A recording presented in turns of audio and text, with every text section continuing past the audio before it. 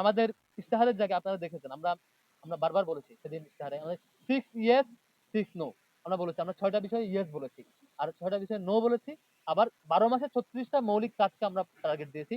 ক্যাম্পাসকে reform করার জন্য ৩৬ জুলাইকে মাথায় রেখে আমরা ৩৬ টা রিফর্মের মৌলিক প্রজেক্ট নিয়েছি।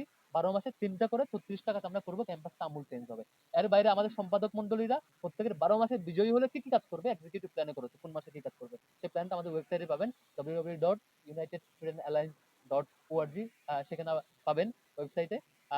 আমরা পূর্ণাঙ্গ ইস্তেহার সেখানে দিয়েছি। আর 6 ইয়ার্স এ যেগুলো নিরাপদ ক্যাম্পাস, আবাসন সংকট সমাধান, নারী শিক্ষার্থীদের নিরাপত্তা, চিকিৎসা সুবিধা ও স্বাস্থ্যসম্মত খাবার, উন্নত পরিবহন, ক্যারিয়ার গঠনের তথ্য ও পর্যাপ্ত তথ্য ও সেবা।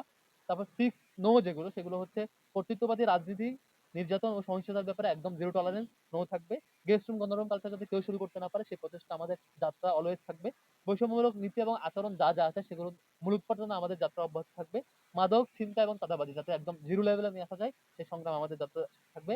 লাঞ্চের পরে আসেন যে কালচার রেজিস্টাবিলিং সেটাকে জিরো পর্যায়ে নিয়ে এসে পুরোটাই ডিজিটাল ভার্সনে নিয়ে আসার যাত্রা আমাদের থাকবে। এবং ইসলামোফোবিয়া এবং সাইবার বুলিং এই ব্যাপারে আমাদের অলওয়েজ নো থাকবে।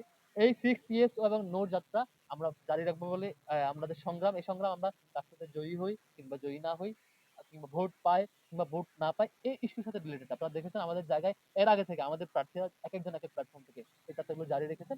আমরা শিক্ষার্থীদের ম্যান্ডেট পেয়ে জয়ী হয়ে আসলে আমরা আমাদের জায়গা থেকে বিশ্ববিদ্যালয়ের সামগ্রিক রিসোর্স নিয়ে শিক্ষার্থীদের ম্যান্ডেট দিয়ে এই মৌলিক জায়গায়, এই মৌলিক অধিকারের জায়গায় ৬টা ইয়েস এর জায়গায় আমরা সিরিয়াস থাকবো, ৬টা নোর জায়গায় আমরা সিরিয়াস থাকবো।